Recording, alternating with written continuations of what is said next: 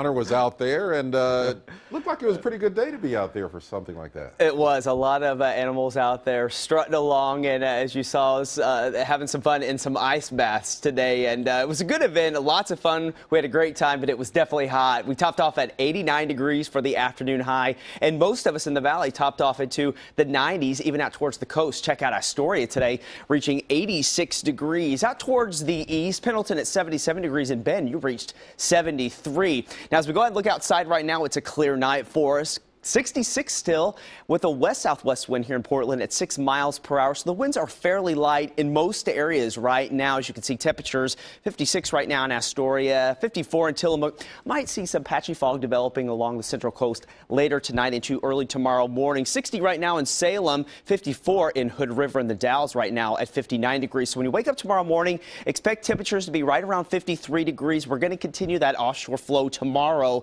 throughout the afternoon hours. Winds will generally be between 5 and 15 miles per hour.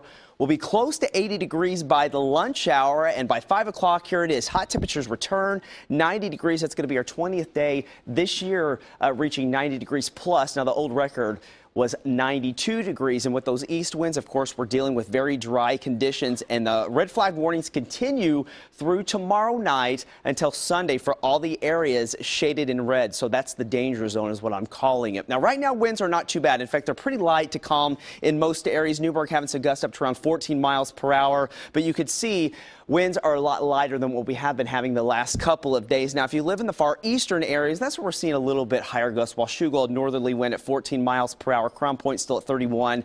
Cascade Lock, sure, winds have been variable, about 3 miles per hour, but generally you're going to see winds from the east. And we're going to continue to see these east winds tomorrow, like I mentioned, especially on the eastern edge of Portland and through the gorge. I think gusts could be anywhere from 25 to potentially 30 miles per hour. You could follow that timeline. Here's noon tomorrow, noticing the higher gusts through the gorge and our eastern areas. The good news is we're going to start to see a pattern change coming in by Monday. Now, I'm going to go ahead and advance time through tomorrow, and again, we might wake up with a little bit of fog along the coast, but all in all, it's going to be wall-to-wall sunshine in the afternoon hours. Once we get into Monday, look what happens. We start to get some moisture moving in, some instability, and that's going to potentially give the chance for maybe a few isolated storms along the Cascades. Now, a couple of models are going to indicate with the southeasterly flow that we could get an isolated storm making it into the valley by Monday evening. I'm going to watch this closely. It's a very slight chance, but I'm still going to keep the risk in there.